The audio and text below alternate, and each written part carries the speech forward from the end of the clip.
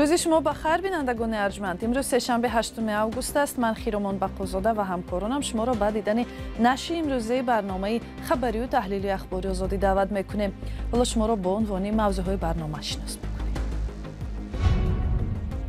وزارت عدلیه کاهش میزان طلاق در تاجیکستان را یک دستاورد میشمارد، ولی کارشناسان چنین اطمینان ندارند. شاید مرد به خاطر دست کشیدن از دادن الیمنت عریضه نمیدهد. توچپرومبانک مفلس شده رسما برهم خورد، ولی مشتریان سرگردان این مؤسسه منتظر بازگردانی پسندازهایشان هستند. 59,000 تا موندگی همون تمام شدن نمیدونیم و چیکار کنیم.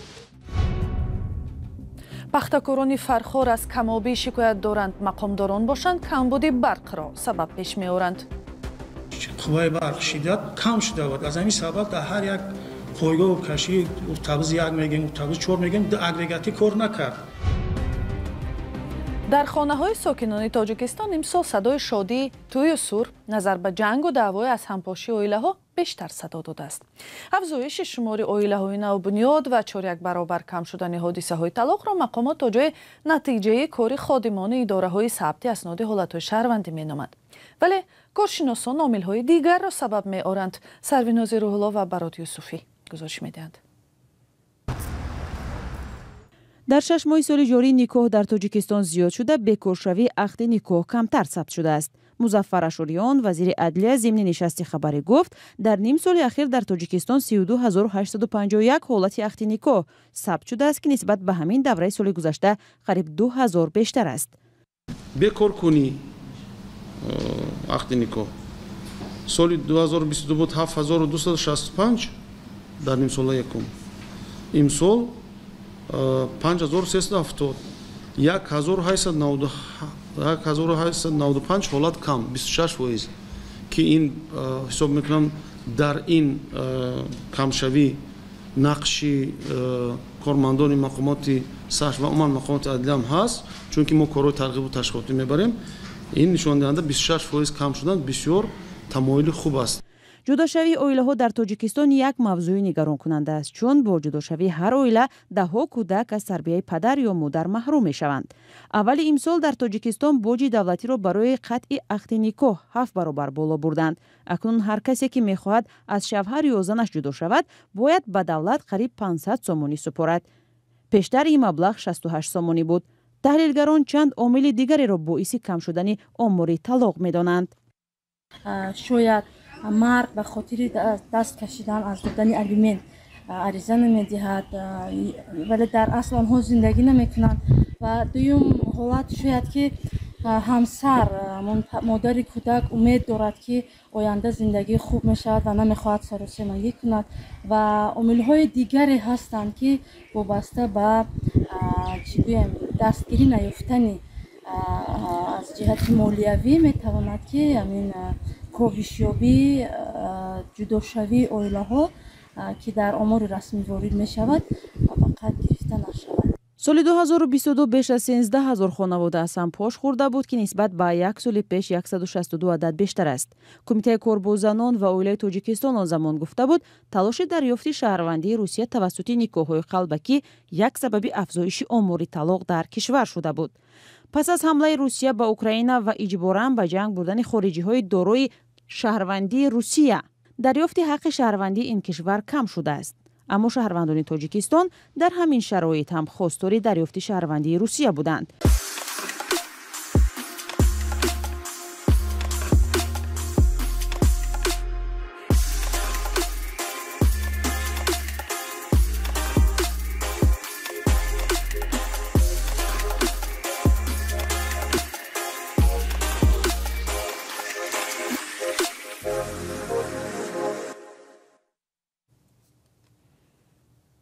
فعالیت توچپرومبانک یکی از نهادهای مالی مفلس شده در تاجیکستان با حکم دادگاه عالی اقتصادی پورا قطع شد. پرونده مفلس شوی بانک از سال 2017 آغاز شده بود، ولی همان مشتریان از بازپس نگرفتن پسندازهایشان شکایت دارند. برات یوسفی گزارش می‌دهد. دادگاه عالی اقتصادی تاجیکستان با یک حکم خود فعالیت مؤسسه مالی توچپرومبانک را از 1 آگوست سال جاری قطع و مفلس شده اعلام کرد. در این باره در نشست مطبوعاتی دادگاه عالی اقتصادی خبر دادند. یعنی که از طور سال 3 مارس 2017 پرونده مفلس شوی آغاز شدگی بود. در این دوام از اموال شخصان واقع به مبلغ 148 میلیون 138 میلیون سومانی و پورگی اجرا شد. یعنی 5726 نفر پورگی مبلغشون نگرفتن.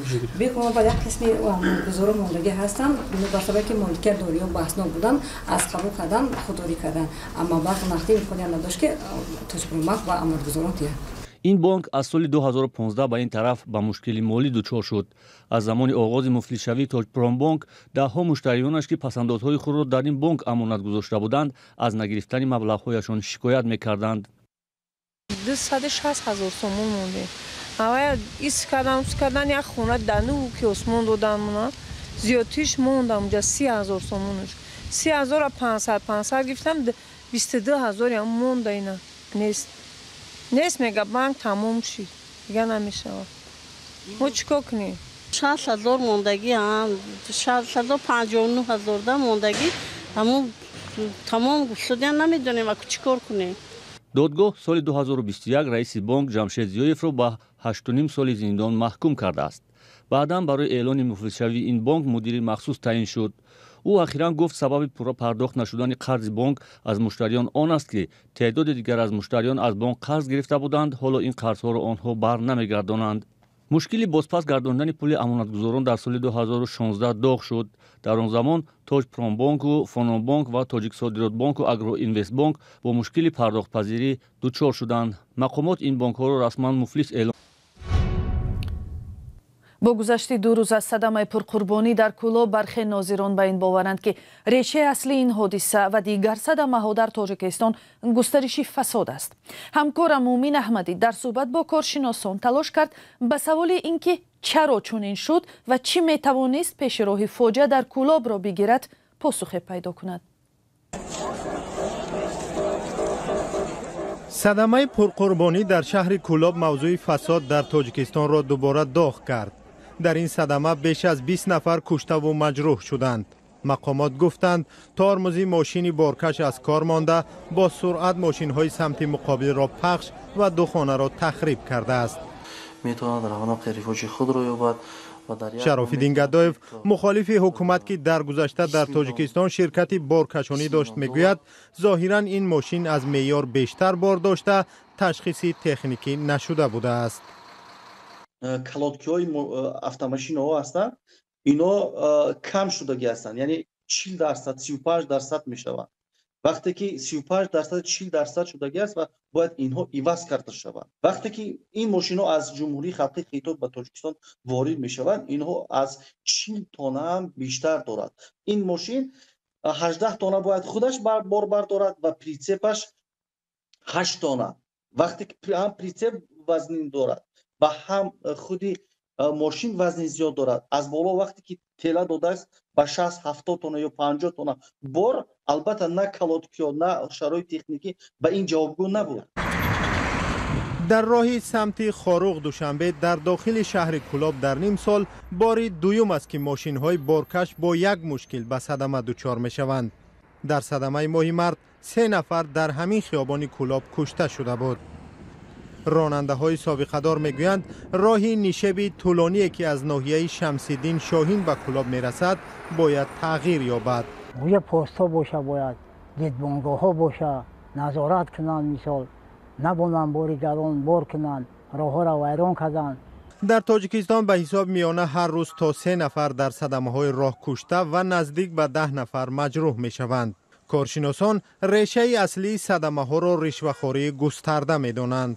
ببینید وقتی گرفتن گواهی رانندگی، وقتی گذشتن از معاینه تکنیکی، وقتی در راه مثلا با کارمندای نظارت اتومبیل روپرو میشد یا بده یا که همون گایی، خب در همه اینجا چون رشوه میتید و میدوند که راحت میشد. انسانیت همیشه طبیعت آدم این است که دنبال آسانی است، چون کارش با آسانه حل می شود نمیره دنبال این که مثلا یاد بگیرد درست حسابی یا مثلا همون نقص ماشینش برهم می‌تونه. ماه پیش پس از افزایش صدمه‌ها چند مقامدار بازرسی دولتی اتومبیلی برکنار شد. مقامات وعده دادند که ناظران تصادفی را از کار پیش میکنند و وضع را اصلاح میکنند. کارشناسان میگویند تا زمان پاره‌دهی و پاره‌گیری از بین نرود وضع تغییر نخواهد کرد. کشاورزان ناحیه فرخور در اوج موسم پرورش پخته با حالت روبرو شدند که میتواند جداً به حاصل امسال تاثیرگذار شود. زمین‌های کشت از کمبود آب اذیت میشوند و در چنین شرایط در بعضی میدان‌ها پخته به آنکه درست رشد کند الکی شکفته است. دهقانان از نارسایی آب میگویند، مقامات از نبود برق.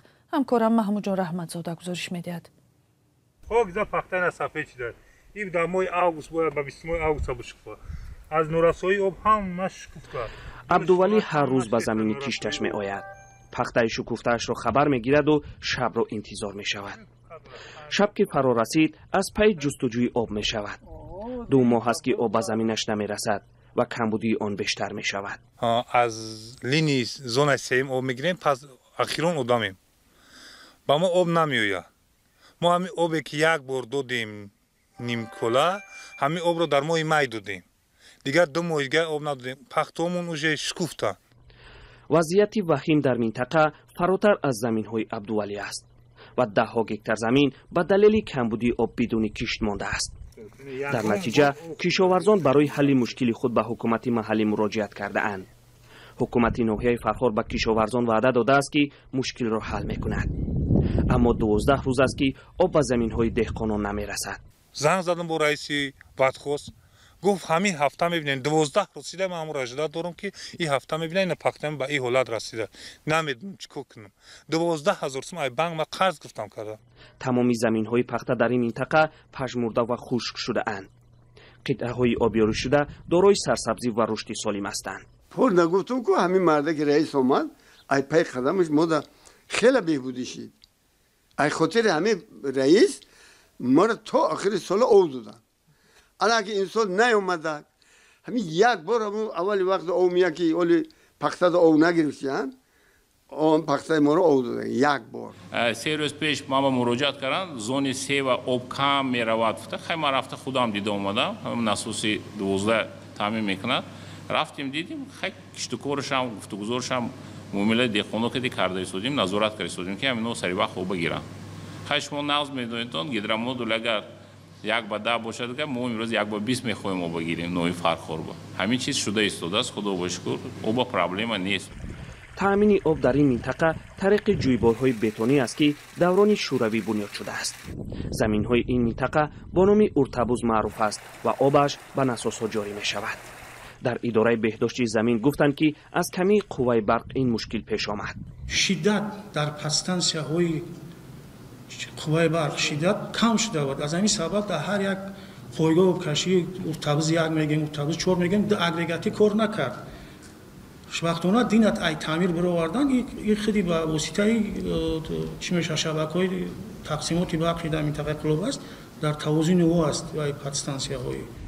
این یکی از حوض‌های آب تقسیم کنی است که دهقانان بلوزیکر از آن آب میگیرند. تقسیم آب را این 4 سربند حل میکند. دهقانان میگویند که آب برابر سر داده شود مشکل حل می شود. اما به گفته کشاورزان آب برابر تقسیم نمی شود. همین است که آب تا به زمین های پایان آب نمی رسد. اگرچه حکومت محلی ادعا می کند که همه پایگاه های آبکشی بازسازی شده اند، کمبودی آب در این فصل گرمای سال همچنان ادامه دارد. محمود جان رحمتزاده، آزادی، فرخار. و یک خبر نشر خولت حساب کرده است که در روسیه شمار پرونده‌های جنایی با اتهام خیانت به دولت از نظر شمارشان به دوره‌های رهبری دیکتاتوری شوروی یوسف استالین برابر شده است. تنها در 7 ماه سال جاری در این کشور 82 پرونده با اتهام خیانت به دولت باز شده است و این از آمار 20 سال گذشته روسیه بیشتر می باشد. ما نداریم که تا این لحظه ها با ما بودید. خدا نگهبان شما و تا فردا.